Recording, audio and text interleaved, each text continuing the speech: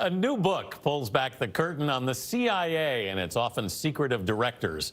Author Chris Whipple spoke to almost every living director for his book, The Spymasters, How the CIA Directors Shape History and the Future. It's published by Scribner, an imprint of Simon & Schuster, which is a division of Viacom CBS. Chris Whipple, good morning. Thanks for being with us.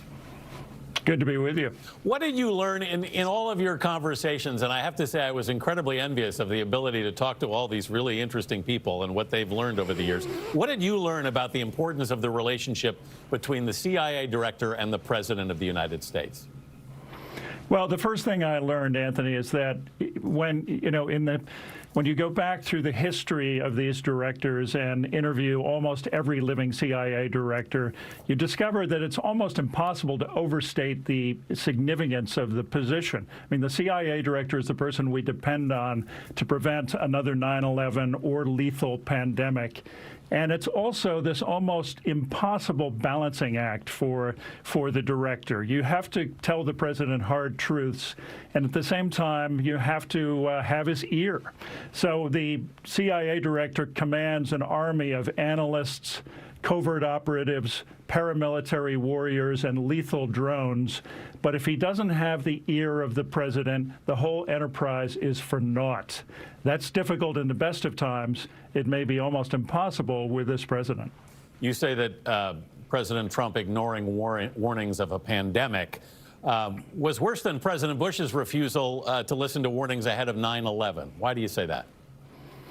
Well, look at the results. Look at the numbers. Look at the catastrophe that we're dealing with right now. That is a result of a president who ignored warnings that were in his presidential brief throughout January. And in my book, I have a chapter on President Trump and his two directors, Mike Pompeo and Gina Haspel, and also an epilogue that explains what the president knew and when he knew it and what the intelligence community told him.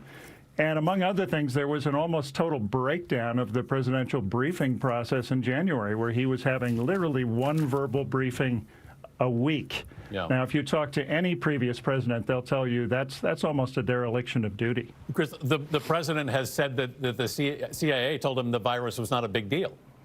That's not what you heard. Well, it was interesting because he said on Fox News, in effect, he threw his intelligence briefer, Beth Sanner, under the bus. He said that she downplayed the virus.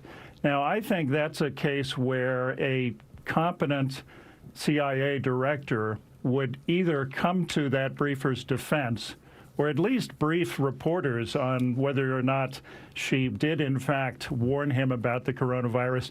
That statement by Trump was wrong on so many levels, and it points to one of the disappointments about the current director, Gina Haspel, who came in with really high hopes. She is a fascinating character, a mystery woman who flies under the radar, has given no interviews, but I have some stories about her when she was at the black site, the infamous CIA black site in Thailand, where she struck up an interesting rapport with one of the key al-Qaeda terrorists. She's a fascinating story.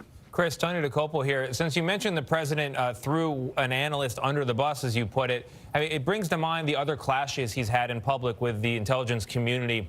What impact do those clashes have on the work of the CIA?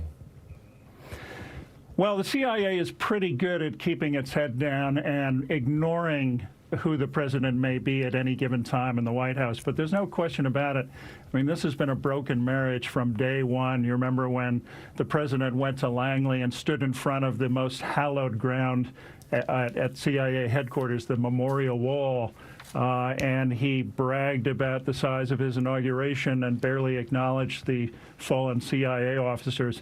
It's been pretty rough ever since.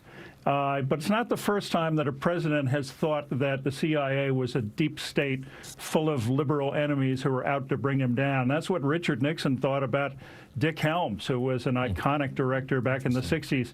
And he's also a fascinating story in the book. Yeah, and as Chris Whipple, thank you. As we pointed out, you spoke to every living director except Mike Pompeo and Gina Haspel, who were CIA directors under President Trump. Thanks so much for being with us. The Spymasters goes on sale tomorrow. And you can hear Chris Whipple talk more about the Spymasters with CBS News Chief Justice and Homeland Security correspondent Jeff Pegues on today's CBS This Morning podcast.